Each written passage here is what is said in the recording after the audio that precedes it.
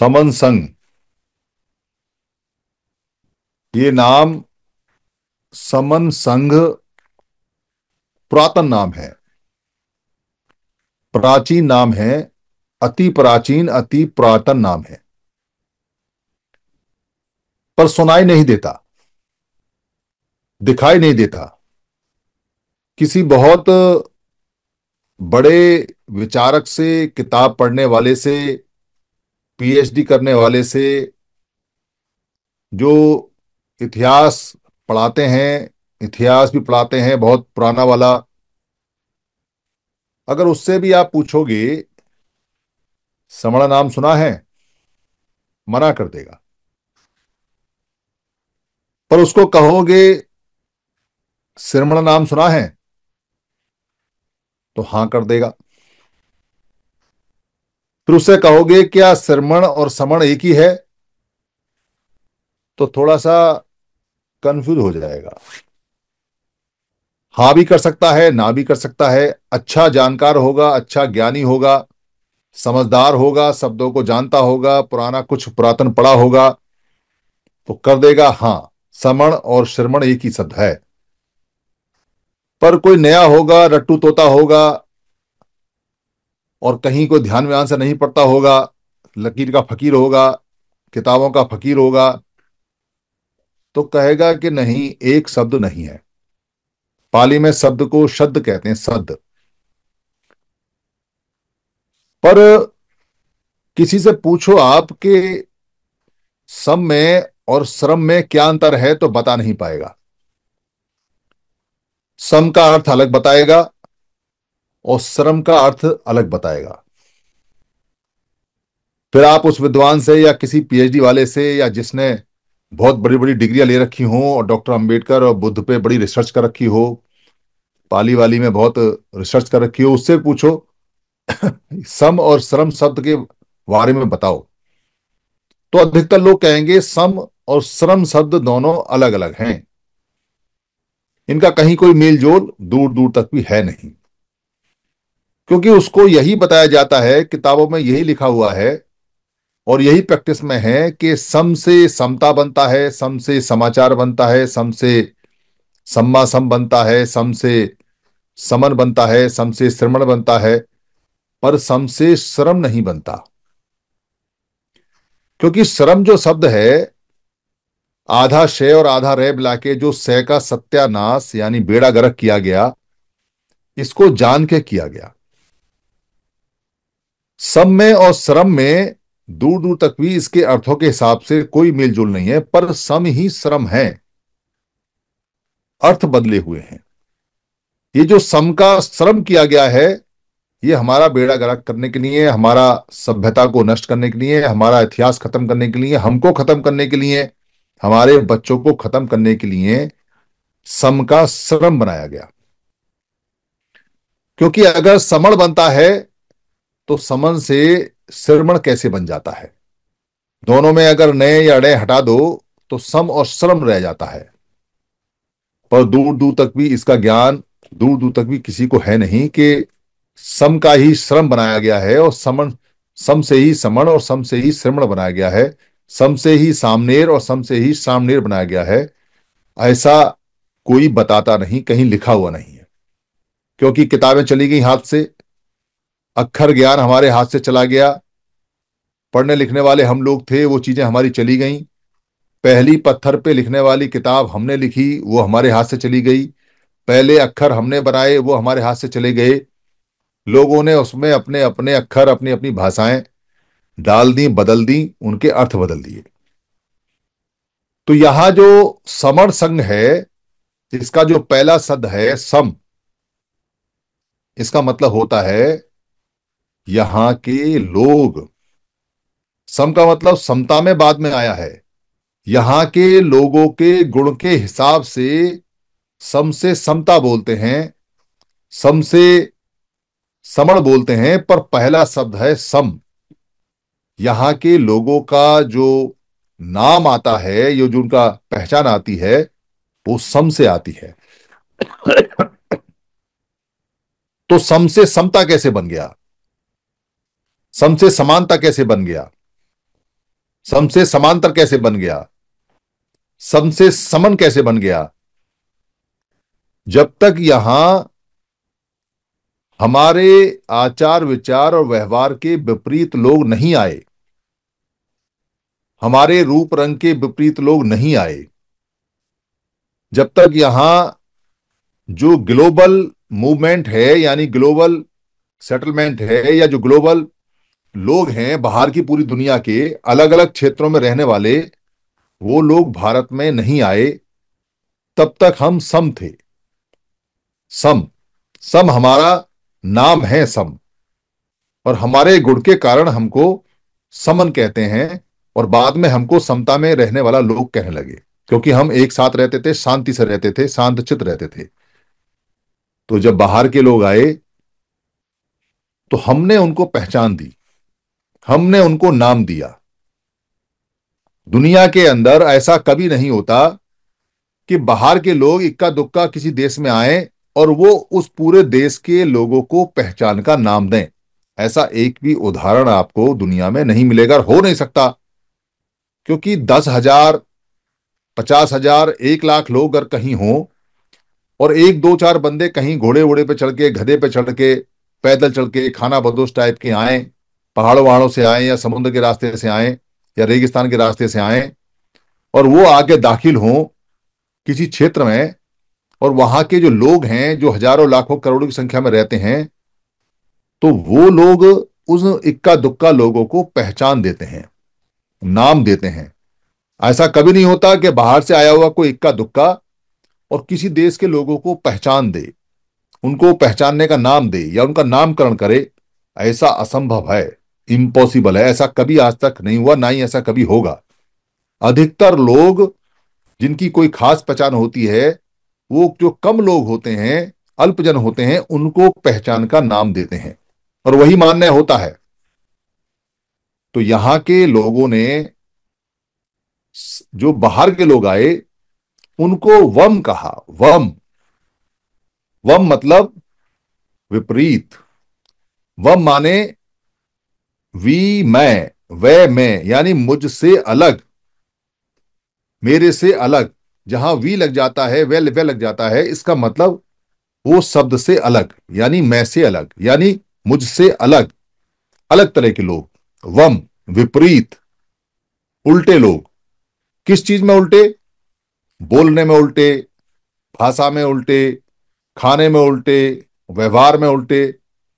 वो अपने समुदाय के हिसाब से या जहां से वो आए हैं, वहां के वो सम हो सकते हैं, वहां के वो एक से लोग हो सकते हैं, उनका कोई और नाम हो सकता है, उनकी कोई और पहचान हो सकती है, पर यहां आएंगे तो हम उन्हें वम ही कहेंगे।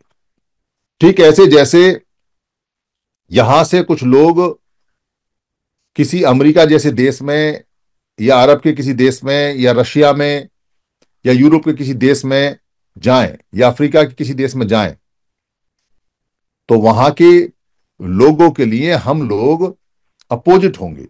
अपोजिट मतलब बिल्कुल उल्टे, अलग तरह के। वम यानी उनसे अलग। तो हम वहां वम हो जाते हैं, पाली भाषा, पुरानी भाषा के हिसाब से और अंग्रेजी के हिसाब से बिल्कुल अलग, जिनको फॉरनर बोलते हैं। फॉरनर हो जाते हैं, यानी हम बाह्य लोग हो जाते हैं, बाहर से आए हुए लोग हो जाते हैं, बाह्य भ्रमण करने वाले हो जाते हैं। तो बाह्य भ्रमण वाले को वमन भी बोलते हैं, भ्रमण भी बोलते हैं, भ्रमण भी करके बोलते हैं, बाह्य मन भी बोलते हैं, बाह्य मन का भ्रमण भी होता है। ऐसे करके शब्दों का रूपांतरण चलता है भारत के अंदर। तो हमने उनको वम कहा। तो अलग अलग तरह के लोग आए। मंगोलियन लोग आए जिनके चौड़े चेहरे, भाषा अलग।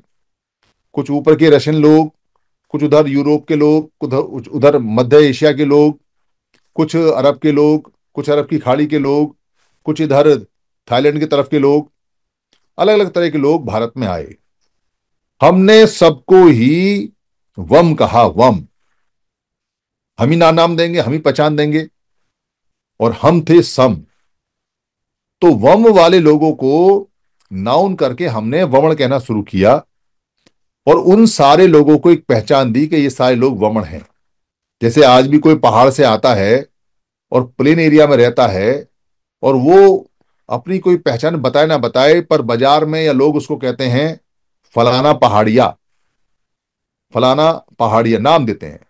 प्रमोद पहाड़िया, मदन पहाड़िया, यानी वो पहाड़ के लोग हैं, उनको पहाड़ी नाम देते हैं। कोई मद्रास से आता है तो कैसा है, फलाना मद्रासी।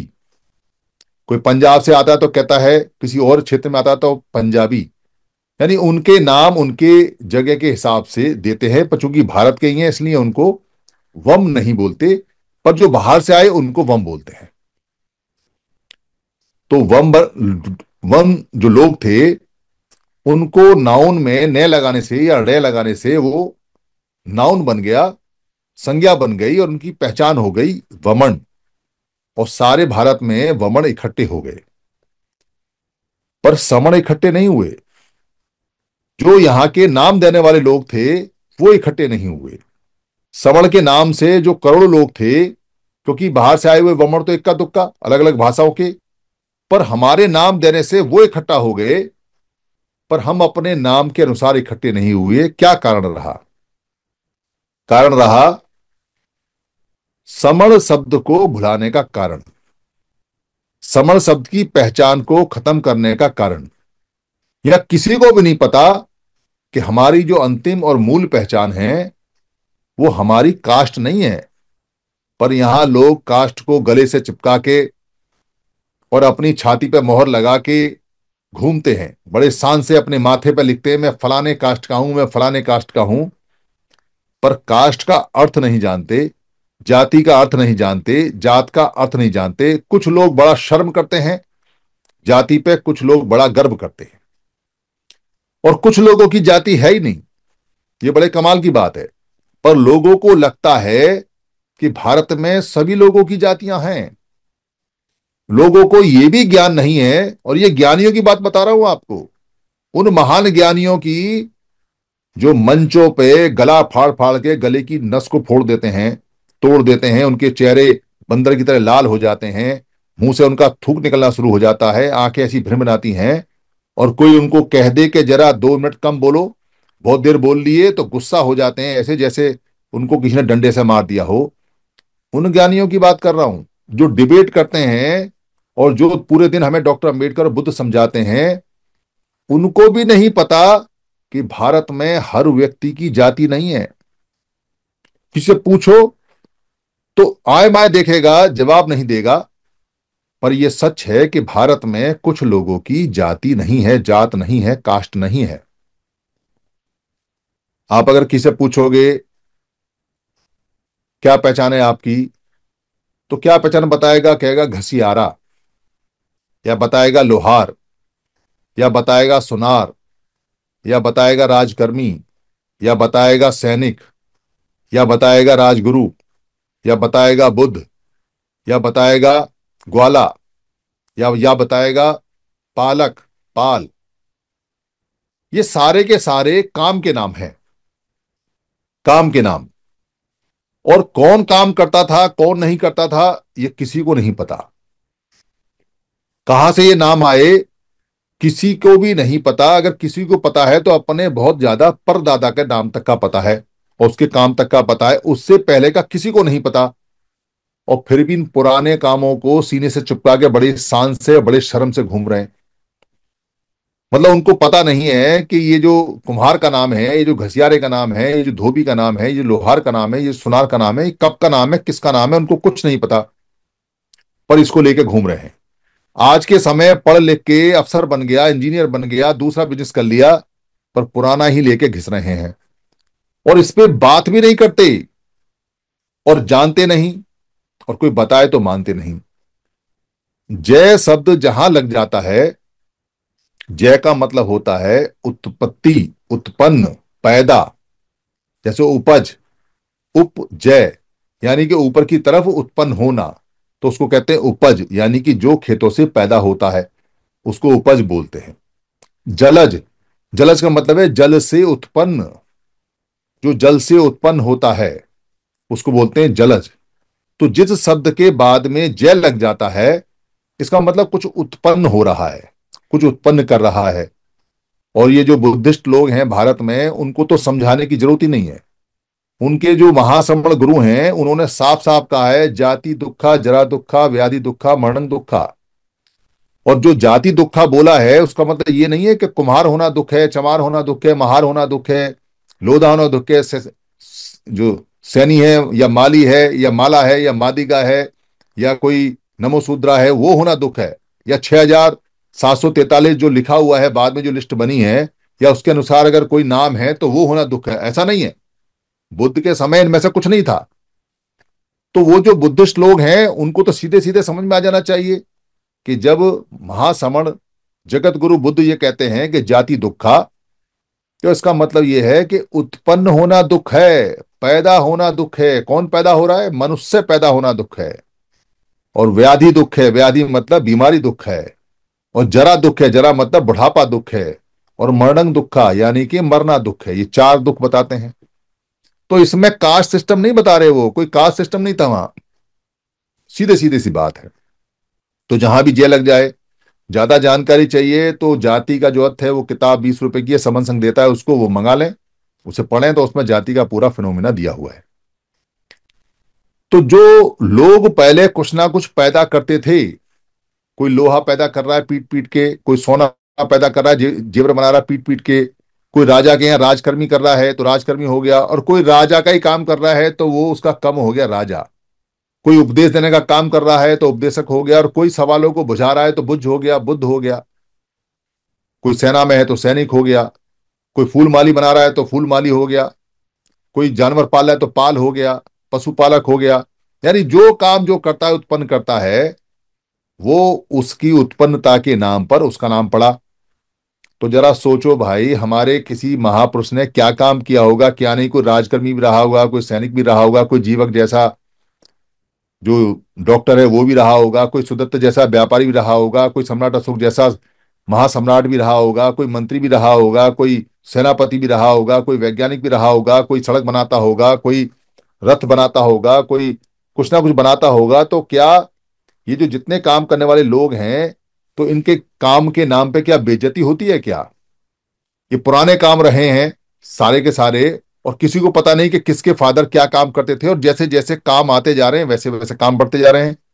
आज के समय तो अंग्रेजी में बहुत सारे काम है, आईएएस है, आईपीएस है, आईएफएस है, आईटीएस है, आईईएस है, कंप्यूटर ऑपरेटर है, लिफ्ट ऑपरेटर है, जहाज का चलाने वाला पायलट है, रेल का चलाने वाला लोको पायलट है, मुंशी है, चार्टेड अकाउंटेंट है, इंजीनियर है, डॉक्टर है, वैज्ञानिक है।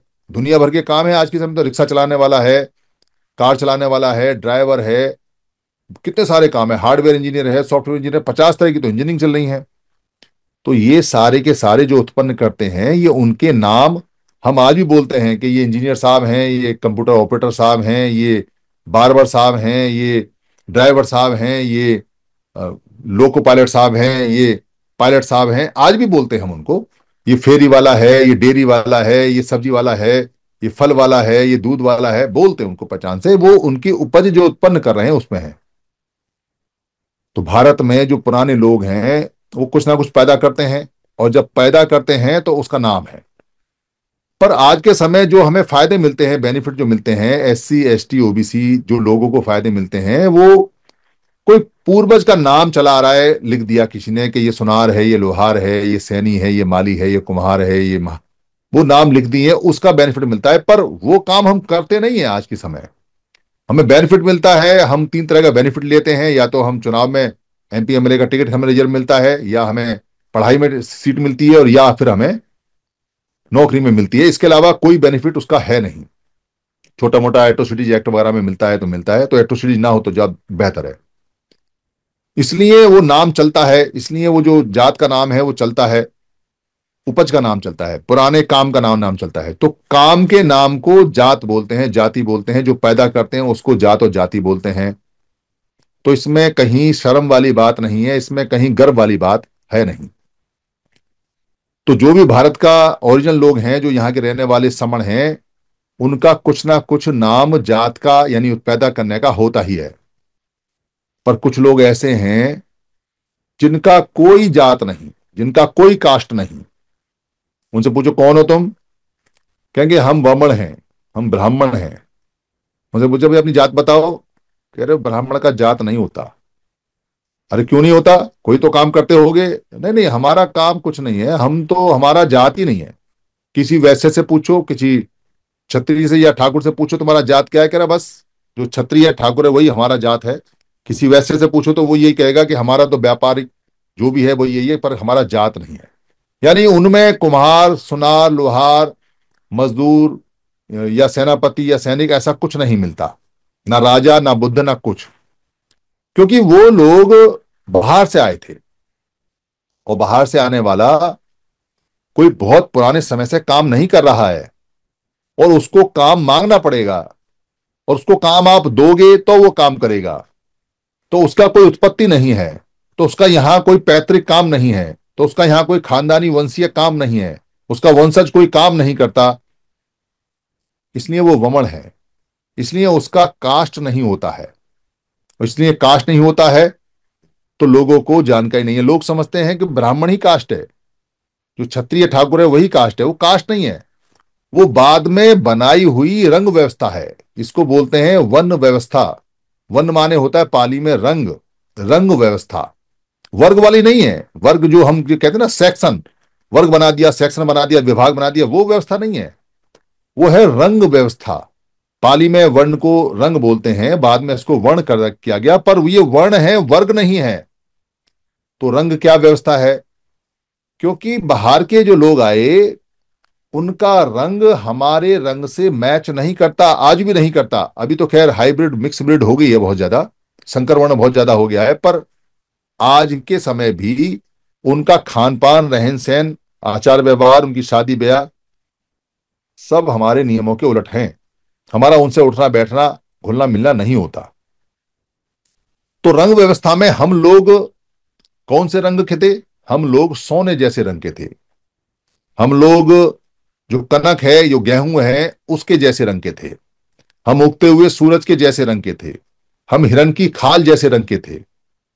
सोना बाद में आया, इसलिए हमारी खाल से मैच करता हुआ उसको भी हम वही कहने लगे। क्या? सवर्ण। वर्ण मतलब रंग वाला, रंग सहित, या सुवर्ण। सुवर्ण का मतलब है अच्छे रंग वाला। हम अच्छे रंग वाले, क्योंकि हमारा रंग होता था, जो हमारा रंग गेहूं जैसा, जो हमारा रंग उगते हुए सूरज जैसा, जो हिरण जैसा रंग होता था, बाद में जब सोना आया तो उसको भी सुवर्ण या सवर्ण कहने लगे। और बाहर के जो लोग आए, हमारी आंखें फटी की फटी रह गई, अरे इनको क्या कहें, इनका तो कोई रंग वंग है ही नहीं, बिना रंग का मामला है, सारा स्किन इनका तो ऐसा लग रहा है जैसे कहीं कुछ है नहीं। तो श्वेत रंग, हमने श्वेत नहीं बोला उनको, श्वेत माने सफेद नहीं बोला, हमने बोला अवर्ण, बिना रंग का, अवर्ण। तो उनको अवर्ण, और हम सवर्ण या सुवर्ण हो गए। बाद में चीजें बदली, ये अक्षरों के अर्थ कई बार बदले हैं। और इन दोनों के ब्रीड से जो लोग बने, उनको हमने बोला संकर वर्ण, यानी कि मिक्स ब्रीड, संकर वर्ण बोला हमने।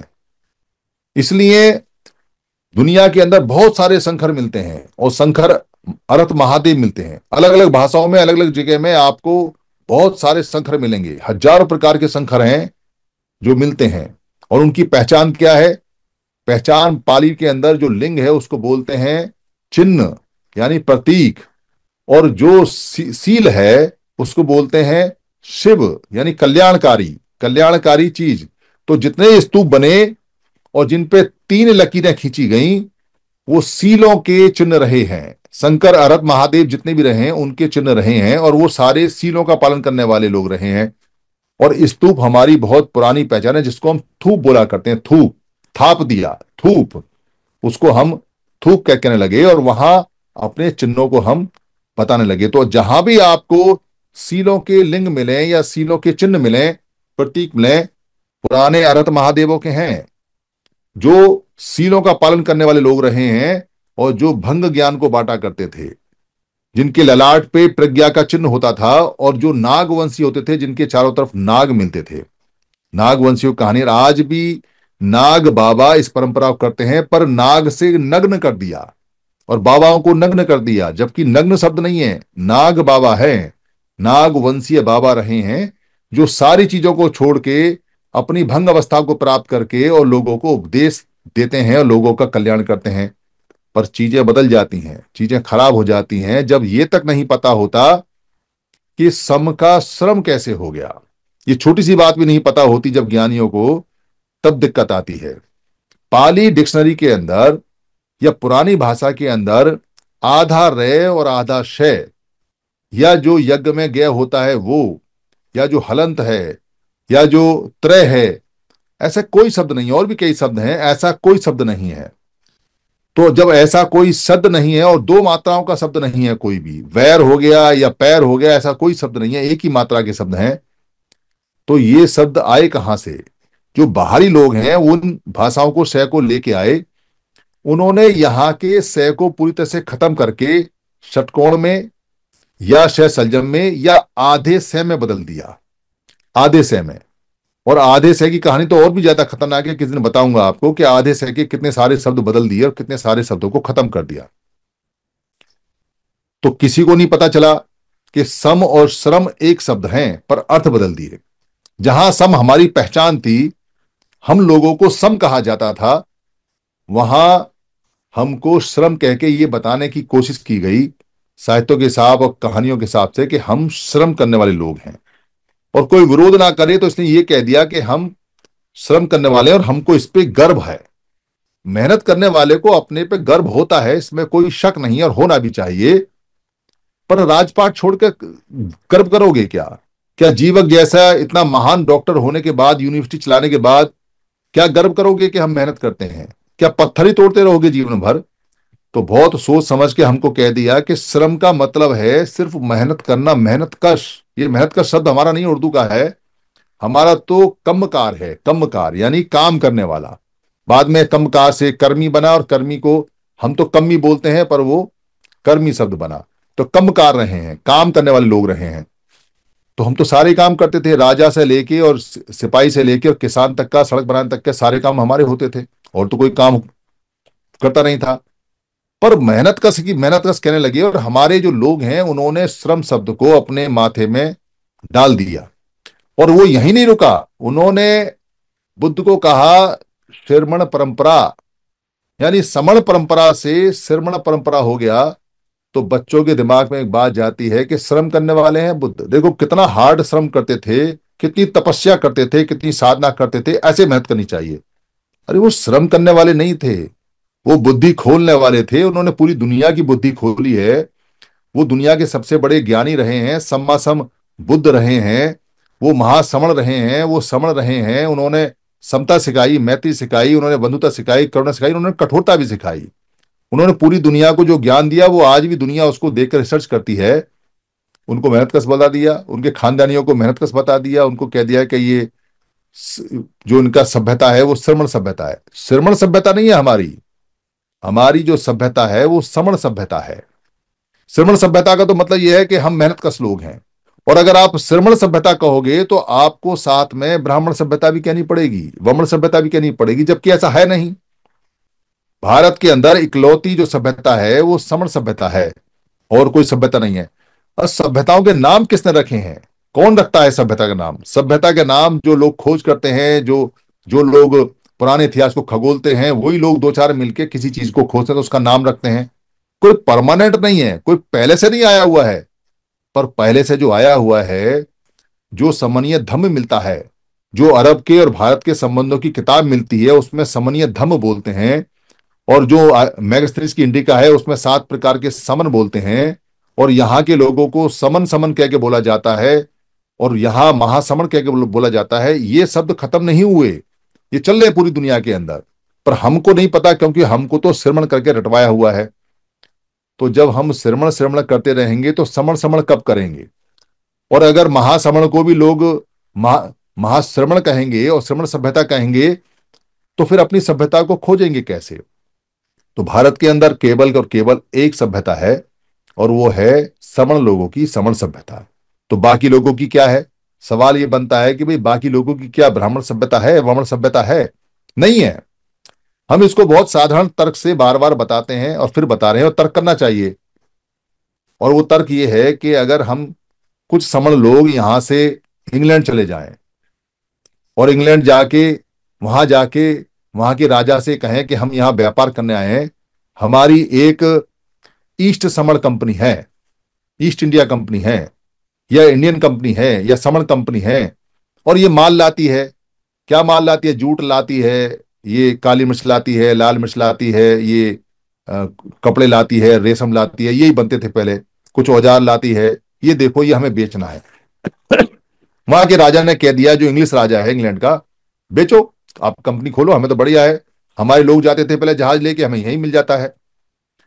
फिर हम वहां कुछ समणों को और ले जाएं, और वहां जाके राजा से कहें कि हमारा व्यापार बढ़ गया है, गोदाम बनाने दो। तो गोदाम बना लो भाई। हमने राजा को उसका टैक्स दे दिया। फिर हम राजा को कुछ गिफ्ट वगैरह देने लगे, राजा खुश हो गया। फिर हमने कहा कि हमारे सामान को बीच में लूट लेते हैं लोग, तो हमको कुछ सैनिक भी रखने हैं। तो हम कुछ समर सैनिक ले गए, और समर सैनिकों को वहां ले जाके हमने अपने गोदाम पे तैनात कर दिया। फिर हमने कहा व्यापार बढ़ गया है तो और गोदाम बनाने हैं। राजा ने कहा बना लो। हमने और गोदाम बनाए, और सैनिक ले गए। फिर हमने राजा को रिश्वत के रूप में बहुत सारी गिफ्ट दी। और जब गिफ्ट दी तो राजा से कहा कि ये जो नियम है ये हमारे लिए ठीक नहीं है, थोड़ा सा नियम कर दो कि हमें बंदरगाह के अंदर ना थोड़ा सा रोड बनानी है, बना लो। तो बना लो भाई। ऐसे करते करते हम इंग्लैंड के राजा को पटा लें, और फिर उसके राजकाज में दखल देने लगे, और फिर हम सेना इतनी बढ़ा लें कि हम राजा को डायरेक्ट या इनडायरेक्ट रूप से धमका के और पूरा राज अपने हाथ में ले लें, और अघोषित रूप से हम राजा के नाम से राज करें, और फिर हम इतने पावरफुल हो जाए कि हम डायरेक्ट ही राज करें। अब वहां समण लोगों का राज हो गया पूरे पूरे इंग्लैंड पे। तो क्या समण लोगों के राज होने से, या वहां की महिलाओं के साथ शादी करके रहने से, या वहां व्यापार करने से, या हुक्म चलाने से, क्या वहां के लोगों की जो इंग्लिश सभ्यता है वो समण सभ्यता हो जाएगी? क्या वहां के जो फेस्टिवल हैं, तीज त्योहार हैं, क्या वो समण लोगों के हो जाएंगे? जो वहां के टेम्पल हैं, या जो वहां की मान्यता है, या जो वहां के गिरजाघर हैं, क्या वो समण लोगों के हो जाएंगे? जो उनकी मान्यता है, जो वो अपने ईश्वर को मानते हैं या नहीं मानते हैं, या जो उनकी परंपराएं हैं, जो रिचुअल्स हैं, क्या वो समणों की हो जाएंगी? चाहे भले ही उस पे लाख ठप्पा लगाए समण लोग, पर वो चीख चीख के कहेंगी कि ये इंग्लिश सभ्यता है, ये समण सभ्यता नहीं है। ये जो समण लोग हैं इनकी एक कॉलोनी है। हम वहां एक कॉलोनी या ग्रुप के नाम से जाने जाएंगे, पर वहां के ओरिजिनल सभ्यता वाले लोग, इंग्लिश सभ्यता वाले लोग नहीं हो सकते। चाहे भले ही हमारे बच्चों के रंग उनकी महिलाओं से शादी करके सफेद हो जाए, पर हम किसी भी हालत में इंग्लिश लोग नहीं हो सकते। ठीक वैसे भारत में है। भारत में अलग अलग तरह से लोग आए, बहुत सारे तरह के लोग आए, अभी भी आते रहते हैं, और वो यहाँ रहे भी। उन्होंने यहाँ शादियां भी की, वो यहाँ रहते भी हैं, वो आज भी रहते हैं, उनकी कुछ की कॉलोनी आज भी है। पर उनकी सभ्यता समण सभ्यता नहीं है। वो ग्रुप है, वो कॉलोनी है, वो कोई ना कोई सेक्शन है, पर वो किसी भी हालत में भारत में समण लोगों की सभ्यता के दायरे में नहीं आते। चाहे भले ही उन्होंने भारत के समण लोगों के सारे गुरुओं के टेम्पल, सारे गुरुओं के स्तूप थूप चैत्य अपने कब्जे में कर ली हो, चाहे वो जमीन में गाड़ दी हो, चाहे फोड़ दी हो या तोड़ दी हो, चाहे नाम बदल दी हो, चाहे उन पे लाल रंग लगा के, उन पे बिंदी लगा के उनको खत्म कर दिया हो, चाहे उनका कहानी बना दी हो, चाहे उनकी कोई कथा बना दी हो, चाहे कितना ही प्रचार प्रसार किया हो, पर वो समन सभ्यता के ही लिंग हैं, समन सभ्यता के ही चिन्ह हैं, उन्हीं के प्रतीक हैं। दुनिया चीख चीख के बोलती है इसको, और सारे समझ जानते हैं इसको। पर समण लोगों को ये नहीं पता कि जो सिरमण है, ये सभ्यता है, ये सभ्यता समण सभ्यता है। यहां दिक्कत है। ये जो नाम का खेल है, सम से श्रम और समण से श्रमण, हमारे बहुत सारे भिक्खु श्रमण संघ चलाते हैं। उनको बताया, अरे भैया ये श्रमण संघ नहीं है, समण संघ है। आप नाम चाहे भले ही ये रख लो, कोई दिक्कत नहीं है। हम तो चाहते हैं, हमारा तो एक उद्देश्य है कि सब लोगों को पता चले कि हम समण है। इतना काम करते हैं, हम तो पहचान देते हैं। तो आप नाम तो ठीक कर लो। पर कई लोग नहीं करते, कहते अरे समण नाम कर दिया हमने श्रमण का, तो हम तो समण संघ में आ जाएंगे। हमको तो ये मानना पड़ेगा कि भाई समण जो शब्द है वो ठीक है, श्रमण शब्द ठीक नहीं है। तो लोग हमसे कहेंगे तुमको इतना भी नहीं पता, तुम काहे के भिक्खु हो, तुमको इतना भी नहीं पता, तुम काहे के नेता हो। इस शर्मा शर्मी में, हुजूरू में पूरा इतिहास खराब करने पे लगे हुए हैं। दिन रात माइक पे पेलते हैं श्रमण सभ्यता, श्रमण सभ्यता, पर एक बार फूटे मुंह से नहीं निकलता कि ये समण सभ्यता है। मतलब उनको इतिहास में सही बात बताने में बेइज्जती हो रही, क्योंकि समर संघ बोल रहा है इस बात को। तो उनको लगता है कि समर संघ के अधीन हम क्यों जाएं, क्यों समर बोले। यार क्या बेवकूफी है, क्या मूर्खता है। अपने ही इतिहास को अपने ही हाथों से, अपनी ही बेवकूफी से अपने ही बच्चों को गला घोट रहे हो। तुम्हारी बेवकूफी पे चार जूते मारने चाहिए। तुमको शर्म नहीं आती, तुमको समझ नहीं आती बिल्कुल भी कि तुम कितना बड़ा नुकसान करे हो, सिर्फ इतना सा ईगो रहम। जो शब्द बाबा साहब ने दिया उससे तिरस्कार, जो जो श्रमण महाश्रमण बुद्ध ने दिया उससे तिरस्कार सिर्फ तुम्हारे अहंकार के कारण। और जो वमनों ने तुमको श्रवण शब्द दिया उसको गले से लगा के चुपट रहे हो, उसे माथे से लगा के चुपट रहे हो, उसका जय जयकारा कर रहे हो कि हम तो श्रमण है, श्रमण सभ्यता है। तुमको इतना समझ नहीं आती कि बाबा साहब अम्बेडकर ने साफ साफ कहा है कि पाली पढ़नी है, और पाली में दिखा दो अगर कहीं श्रमण शब्द हो तो, या बुद्ध के किसी उसमें दिखा दो कहीं श्रमण हो तो। हजार बार बुद्ध ने अपने उपदेशों में कहा है समड़ा बमड़ा समड़ा बमड़ा। तो कई कलाकार आते हैं, उनको बड़ा अजीब लगता है, कहता है यार ये समर संघ वाले फटकारते बहुत हैं, गालियां बहुत बकते हैं, गधे बधे बहुत कहते हैं, बेवकूफी बहुत कहते हैं। भाई हम तो कहते हैं इसमें क्या, तुम हो, नहीं तो तुम सुधर जाओ। तो कहते हैं भाई ये अपनी अकल लगाते हैं, तो कहते हैं ये समणा और वमड़ा जो शब्द है ये एक ही है। भाई ये कैसे हो गया? कहते ये जो समणा वमड़ा है इसका मतलब ये है कि समण लोग जो हैं वो समण हैं, और उनमें जो ज्यादा बुद्धिमान लोग हैं वो वमन है। मैं जीसी थोड़ी लेके आए, कहाँ लिखा हुआ है? हमने तो खूब देखा, कहीं समझ में नहीं आया। और ये क्या तुम बोल रहे हो सिर्फ इसलिए है क्योंकि तुमको वमन शब्द ये प्रूव नहीं करना है कि बाहर वाले लोगों को, जो विपरीत लोगों को वमन बोलते हैं। वमन का मतलब तो पाली के अंदर उल्टी होता है, जो और वमथु का मतलब जो उल्टी से निकलता है उसको वमथु बोलते हैं, जो उल्टी का सामान होता है। तो शब्द का अर्थ बदल रहे हो सिर्फ इसलिए कि तुम्हारा ईगो है में। तो हम उनसे पूछते हैं अरे भाई एक बात बताओ, अगर समण साधारण लोग हैं समणों के और उनके बुद्धिमान लोगों को तुम वमन बोलते हो, तो भैया बुद्ध को तो सब समण ही बोलते हैं। हमने तो आज तक कहीं पढ़ा नहीं, लिखा नहीं, सुना नहीं कि बुद्ध को कोई वमन बोलता हो। तो इसका मतलब बुद्ध जो है वो विद्वान नहीं है। मतलब बुद्ध को समण बोलते हैं तो बुद्ध जो है वमनों से कमतर लोग हो गए, मतलब उनमें अकल नहीं है। भाई दुनिया के सबसे अकल और सबसे बुद्धिमान आदमी को आप नीचे घसीट के ला रहे हो सिर्फ इसलिए कि तुम्हारे ईगो है, हम शांत हो, कम से कम कुछ तर्क वितर्क तो कर लिया करो। फिर उनसे हम पूछते हैं भाई एक बात बताओ, बुद्ध जैसे व्यक्ति जो एक एक शब्द को नाप तोल के बोलते हैं और उनके शब्दों में कहीं कोई हेर फेर नहीं मिलता, भाई वो समड़ा वमड़ा क्यों करेंगे? वो डिफरेंस क्यों पैदा करेंगे? वो क्यों कहेंगे कि तुम कमतर लोग हो और तुम ज्यादा लोग हो? ऐसा तो कभी बुद्ध जैसे व्यक्ति से उम्मीद नहीं कर सकते। और दूसरी बात यह कि अगर ये एक ही हैं तो उनको क्यों बोलेंगे? तो बहुत सारे लोग कहते हैं कि नहीं ऐसा नहीं है, ये जो समण शब्द है ये भिक्खुओं के लिए है, ये हम साधारण लोग के लिए नहीं है। बड़ी कमाल की बात है। अरे भैया भिक्खुओं को तो भिक्खु बोला करते थे, धम्मिकों को धम्मिक बोला करते थे, जो ज्ञानी थे उनको पंडित बोला करते थे। उनका पंडित वर्ग है, उनका भिक्खु वर्ग है, उनका जो वर्ग है वो समण वर्ग भी एक है जिसमें दो वर्ग हैं, और बाद में वर्ण वर्ग लिखा गया है। तो भाई सीधी सीधी सी बात है कि कोई भी अगर बुद्ध होगा तो वो किसी भी हालत में व्यक्तियों में भेद क्यों करेगा? और अगर वमन को ब्राह्मण बोलते हो तो वो ब्राह्मण वर्ग क्यों बनाएंगे? क्योंकि अगर ब्राह्मण वर्ग बनाएंगे तो फिर वैश्य नाराज हो जाएंगे, तो वैश्य बनाएंगे तो फिर क्षत्रिय नाराज हो जाएंगे, तो फिर तो सबका वर्ग बनाएंगे। ऐसा नहीं है। इसलिए ब्राह्मण वर्ग बाद में आया धम्मपद के अंदर, और समण वर्ग की दो तीन गाथाएं हैं। तो समण वर्ग ओरिजिनल है, मैंने पढ़ा है। ब्राह्मण वर्ग बहुत बाद का और बहुत गंदा लिखा हुआ है, उसकी भाषा भी बहुत गंदी है। और कोई भी बुद्ध कभी भी ब्राह्मण शब्द का इस्तेमाल नहीं करेगा, क्योंकि उसमें आधा रे है। आधा रे पाली के अंदर कहीं इस्तेमाल नहीं है। अगर होता तो वो वमण वर्ग होता, ब्राह्मण वर्ग नहीं होता। पर ये ब्राह्मण वर्ग है। तो बुद्ध अगर लिखते, पहली बात तो लिखते नहीं क्योंकि वो अंतर नहीं करते, और अगर बताते तो ब्राह्मण वर्ग ना बता के वमण वर्ग बताते, क्योंकि जब वो अपने उपदेशों में समण और वमण बोल रहे हैं तो वमण वर्ग होना चाहिए था, पर ऐसा है नहीं। इससे वो पकड़ा जाता है, क्योंकि बै में आधा रे लगा हुआ कोई भी शब्द हमारा नहीं है, आधे रे वाला कोई भी शब्द पाली का नहीं है। तो उनको समझाते हैं, उनको बताते हैं अरे भाई अगर किसी वमन को, किसी ब्राह्मण को ऐसा लगता है कि बुद्ध ने सारी बातें बहुत बढ़िया ब्राह्मणों को लिखी हैं और ब्राह्मणों ने बहुत बातें लिखी हैं, तो तुम मेरे को बताओ कि ब्राह्मणों ने बुद्ध को खत्म क्यों कर दिया? और आज भी वो उसका नाम क्यों नहीं लेते, और आज भी प्रमोट क्यों नहीं करते? और आज भी कहीं अगर कोई भिक्खु या कहीं बुद्ध विहार होता है तो उसको क्यों तोड़ते हैं, क्यों फोड़ते हैं, और क्यों बुद्ध की मूर्तियों को तोड़ते हैं? तो उनके मुंह बंद हो जाते हैं, उनकी जबान बंद हो जाती है, क्योंकि सोच से तो काम लेते नहीं ना। इसलिए वो जितना भी है बस विरोध में करना है कि समण शब्द को कहीं प्रमोट नहीं करना है। समण शब्द का विरोध करना है। तो बहुत लोगों ने विरोध किया, बहुत लोग विरोध करते भी हैं, करेंगे भी।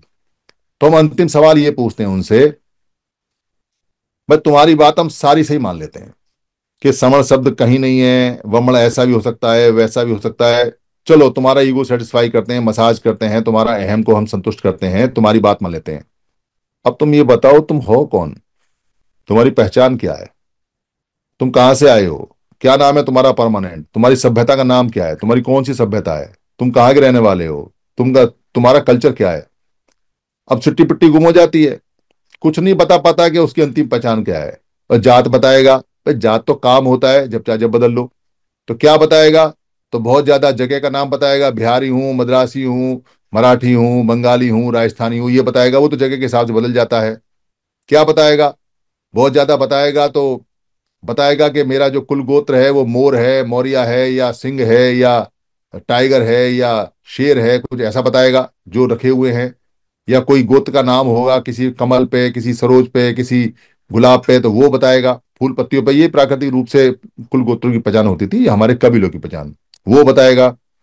किसे पूछेंगे बताओ, तो आज के समय किसी से पहचान पूछेंगे तो क्या बताएगा, तो बताएगा कि मैं फलाने संगठन में काम करता हूं, तो संगठन का नाम बताएगा। या कोई राजनीतिक पार्टी बताएगा, तो संगठन भी बदलते रहते हैं, अभी बने हैं राजनीतिक पार्टियां भी 74 साल से आई हैं, अभी बनी हैं। वो पहचान बताएगा। तो क्या पहचान बताएगा, तो किसी धर्म की मत की पहचान बताएगा, तो संतों की बताएगा। तो संतों की मत की पहचान बताता है, तो हम उससे पूछ लेते हैं भाई कौन से संत मत में हो, कौन सी पहचान है बताओ। तो क्या बताएगा, बहुत ज्यादा शुरू करेगा तो लेटेस्ट बताएगा कि अभी के मैं तो डॉक्टर अम्बेडकर का मत मानने वाला हूं, उनके मत का हूं। तो हम पूछ लेते हैं भैया जब डॉक्टर अम्बेडकर नहीं थे क्या, तो तब तुम क्या थे। बहुत बताएगा तो कहेगा कि मैं काशीराम। भैया आप काशीराम जी की तो अभी कहानी है, तो उससे पहले क्या थे। बहुत बताएगा तो कहेगा कि भाई मैं सिख हूं, तो भाई 500 साल पहले कोई सिख नहीं था, कोई यहाँ गुरु नानक का कोई मजहब नहीं था। कोई बहुत बताएगा तो बताएगा कि मैं किसी गुरु का, कोई गुरु रविदास जी हैं, या गुरु जो कबीर साहब हैं वो हैं, या जो चोखा मेला है, या नामदेव है, तो इनका 500 से लेकर 700 साल तक में सारे गुरु हमारे सिमट जाते हैं। वो तभी पैदा हुए, तभी एक्सपायर हुए। तो उससे पहले क्या थे, तो क्या बताएगा। तो कोई बहुत ज्यादा बताएगा तो बताएगा कि मैं मुसलमान हूं, 14 साल पहले मोहम्मद साहब आए थे, तो उससे ज्यादा पहले कोई मुसलमान है नहीं पूरी दुनिया में। तो कोई ज्यादा बताएगा तो क्या बताएगा कि ईसाई हूं, 2024 से पहले, 2024 साल से पहले कोई ईसा मसीह को जानता भी नहीं था, क्योंकि वो थे ही नहीं। तो उससे पहले क्या थे। तो कोई पूछेगा पहचान बताएगा तो कहेगा भाई मैं बुद्धिस्ट हूं या जैन हूं, तो 26 साल पुराना खेल है। तो 2600 साल पहले क्या थे, ना तो तुम जैन थे ना तुम बुद्धिस्ट थे, तो फिर कौन सा मत था तुम्हारा, तो कौन से गुरु को मानते थे, कौन से अनुयायी थे तुम। इन जब सवाल को हम पूछते हैं तो उसकी खोपड़ी झन्ना जाती है, अलग अलग तरह की बात करता है, कहता है मैं सनातन हूं। अबे सनातन तो बुद्ध का 5वां धम्मपद दिया हुआ है, उसमें साफ लिखा हुआ है बैर से बैर कभी खत्म नहीं होता, ये सनातन नियम है, ऐस धम्मो सनंतो। तो सनातन तो एक बुद्ध का दिया हुआ उपदेश है, वो ये बता रहे हैं कि भाई बैर से बैर खत्म नहीं होता, अबैर से बैर खत्म होता है, शांति से जो बैर है, जो लड़ाई है, वो खत्म होती है। अगर लड़ते रहोगे तो लड़ाई खत्म नहीं होगी। आग में आग डालते रहोगे तो आग कभी खत्म नहीं होगी, अगर आग में पानी डालोगे तो आग खत्म हो जाएगी। इसको उन्होंने इटरनल नियम बनाया है, यानी कि ये हमेशा नियम रहेगा दुनिया में, जब भी दुनिया जब तक रहेगी। इसको सनातन बोलते हैं। से अनंतन हो, यानी मुझसे लेकर अनंत तक ये बात ठीक है। तो कौन सा मत है तुम्हारा, तो बता नहीं पाता आदमी, क्या बताए, कैसे बताए, कुछ हो समझ में आए तो बताए। तो हम ज्ञानियों से पूछते हैं कि भाई जाओ घर, और कोई तो सभ्यता रही होगी, कोई तो कल्चर रही होगी। जब तुम मरे मुर्दों की, मोहनजोदड़ो जिसको आप मुर्दों का शहर बोलते हो, मोहनजोदड़ो का मतलब मुर्दों का शहर है, जब तुम मरे मुर्दों की सभ्यता के नाम दे सकते हो, और मरे मुर्दों की सभ्यता को खोद खोद के हमें पढ़ा सकते हो कि इसे पढ़ो, ये हड़प्पा की सभ्यता है, ये मोहनजोदड़ो की सभ्यता है, और ये फलाना शहर यहाँ रेत में दब गया था, ये फलाना शहर दब गया था, जब तुम उन पे काम कर सकते हो। तो भाई ये 120 करोड़ लोग जीवित हैं, इनकी सभ्यता नहीं है क्या। ये दुनिया में फैले हुए लोग हैं, ये गंगा के, ये क्या बोलते हैं, यमुना के, ये सरस्वती के, ये इतनी बढ़िया बढ़िया नदियों के किनारे बसे बसे लोग हैं, इनके गढ़ हैं, इनके गढ़ी हैं, इनके भिक्खू हैं, इनके मेले हैं, इनके कुंभ हैं। ये सभ्यता नहीं दिखाई देती तुमको।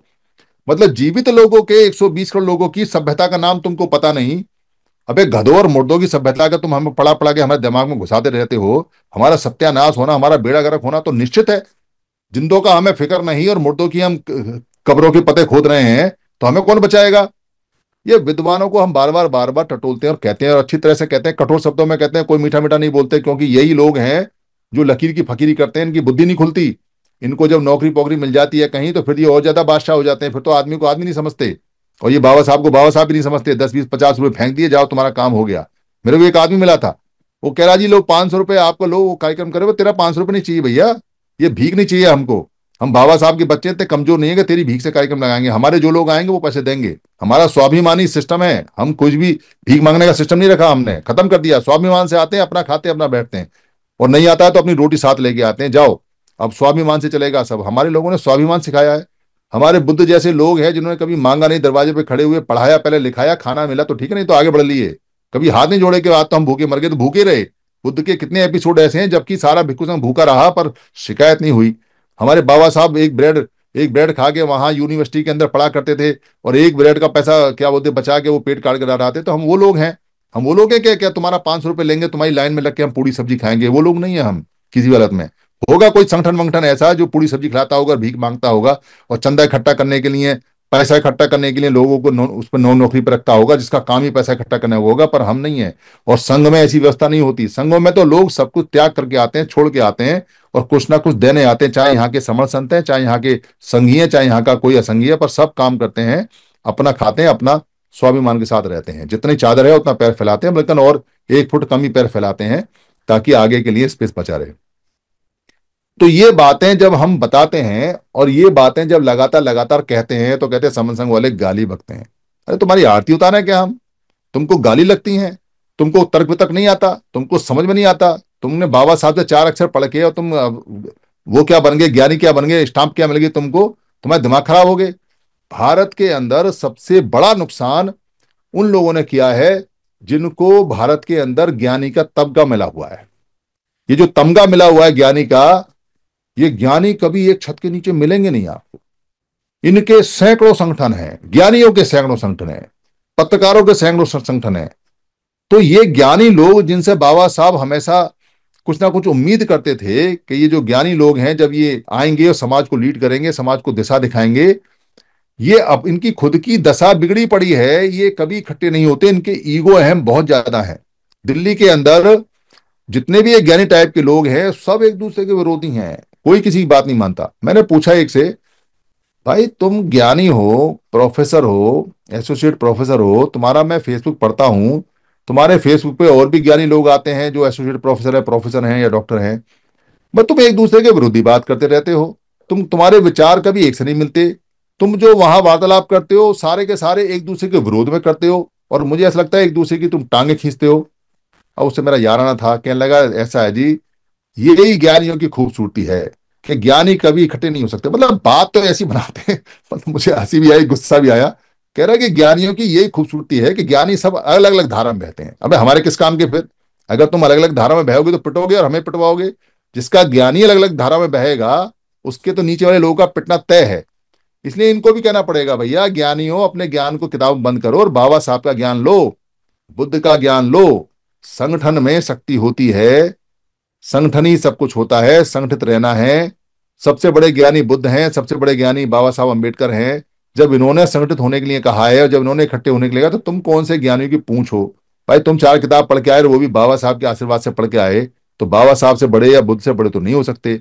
और उनकी बात नहीं मानते तो उनसे बड़े हो गए, फिर तो कोई शक ही नहीं है। तो तुम अगर बाबा साहब से बड़े हो गए, बुद्ध से बड़े हो गए, तो हमारे किस काम के हो? किसी काम के नहीं हो। पर कहते रहना चाहिए, क्योंकि कहोगे तो क्या होता है कि अगर पत्थर पे पानी बार बार बार बार बार बार पड़ता रहता है, तो जो तीखा पत्थर होता है वो भी गोल हो जाता है, और थोड़ा बहुत रेत वेत निकलता है तो खेत वेत में काम आ जाता है। तो कहते रहना चाहिए, क्योंकि कहना हमारा काम है, हमारा काम ही ये है। पर जैसे भी कहें, प्यार से कहो या कठोरता से कहो, कोई मान जाए तो ठीक है, नहीं माने तो कठोरता से कहो। क्योंकि जब तक आप किसी नारियल में अगर कठोरता नहीं दिखाओगे तो उससे पानी नहीं मिलने वाला है। नारियल को अगर प्यार से कहते हो, हे नारियल तू मुझे अंदर से पानी दे दे, हे नारियल तू मुझे अंदर से गोला दे दे, वो नारियल इतना कमजोर नहीं है, बड़ी मोटी खाल होती है उसकी। आप उसे कितने पत्थर में फेंको वो नहीं टूटता, जब तक आप उसमें निकुला पत्थर नहीं मारोगे या इससे छेनी हथौड़े से नहीं ठोकोगे, जब तक नहीं है। तो ये नारियल टाइप के लोग हैं।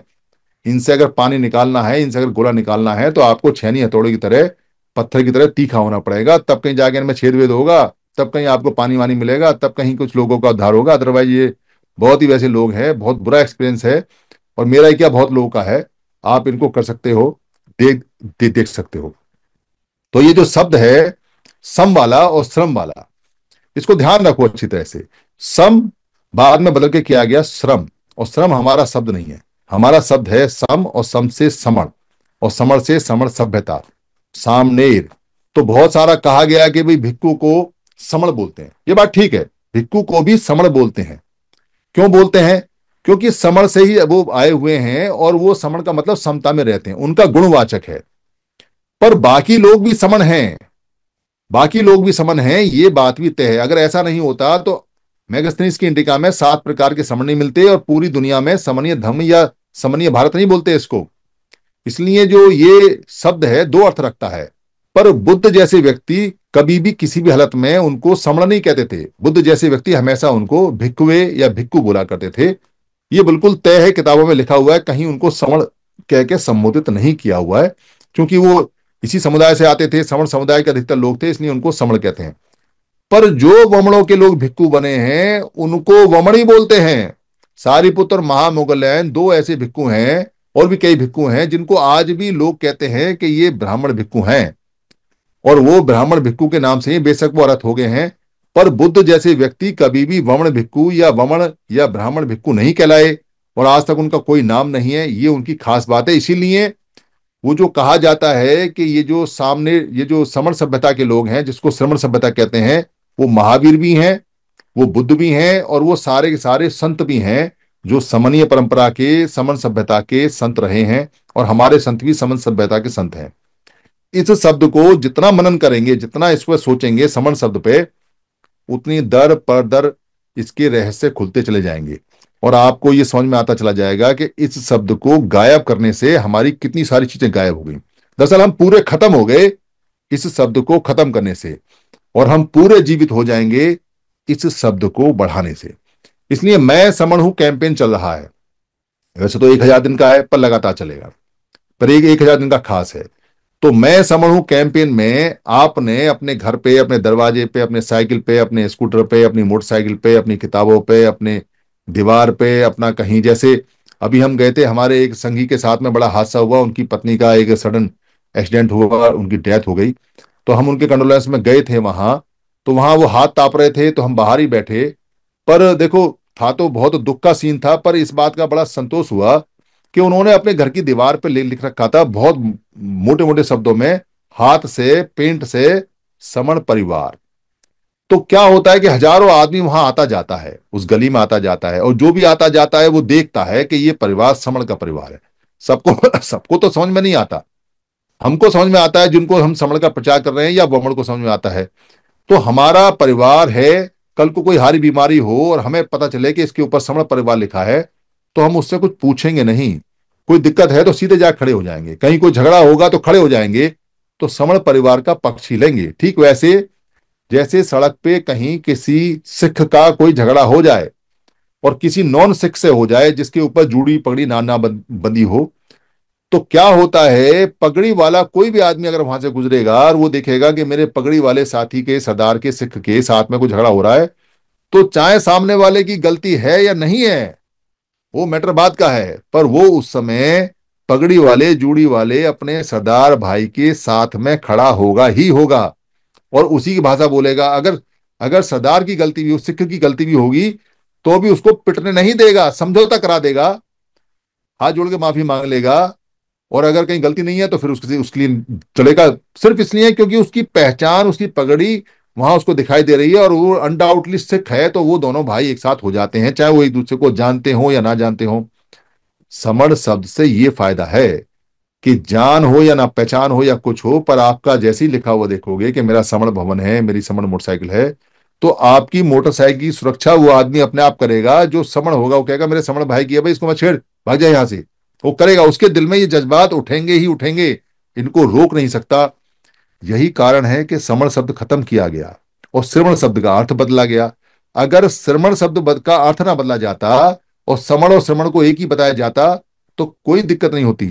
पर कोई आदमी अगर हमारे शब्द को बदल रहा है तो किसी उद्देश्य से बदल रहा है ना, हमको खत्म करने के लिए बदल रहा है, वरना बदलने की जरूरत क्या है।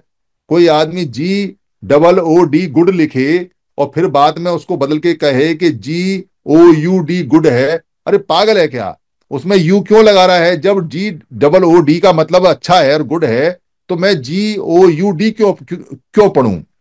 पर अगर कोई आदमी GOUD लिख रहा है तो जाहिर सी बात है कि मकसद के लिए लिख रहा है और उसका अर्थ बदल रहा है। यही समन शब्द के साथ हुआ है। बहुत सारे लोगों को ये बताना है, बहुत सारे लोगों को ये पहचान बतानी है अगर हम इस पहचान को बताने में कामयाब हो गए तो हमारे दुख दर्द हमेशा के लिए कट जाएंगे। हो सकता है हमारी पीढ़ियां निकल जाएं, हो सकता है हम मर जाएं, पर यह शब्द लगातार चलता रहेगा, चलता रहेगा। गारंटी इस बात की, इस शब्द की है कि जैसे हमारे सुख गए हैं इस शब्द के जाने से, वैसे ही हमारे सुख वापस आएंगे इस शब्द के आने से। ये चमत्कारिक शब्द है, ये मंत्र वाला। इसको हम लिया, इसलिए सुबह सुबह हमें उठ के कहना चाहिए संघं नमामि, संघं नमामि, संघं नमामि। तो जो हमारा समर संघ है उसको नमामि करनी चाहिए। अपने समण भाइयों को सबको मिलना चाहिए, संगति में आना चाहिए। 9 फरवरी की संगति है, उसमें जो लोग अभी तक रजिस्ट्रेशन नहीं कराए हैं वो करा लें। वहां लगभग नीचे की सीटें फुल हो गई हैं, ऊपर बालकोनी में 200 कुछ सीटें बची हुई हैं। सब लोग वहां आए, आगे अपने परिवार से मिलें, अपने समणों से मिलें, समण होने का लाभ उठाएं। मेरी किसी बात में अगर कोई खराबी लगी हो, कोई बात ऐसी लगी हो, तो मैं संघ से माफी चाहता हूं। संघ मुझे माफ करे, संघ मुझे माफ करे, संघ मुझे माफ करे। संघं नमामि, संघं नमामि, संदो को बंदामी।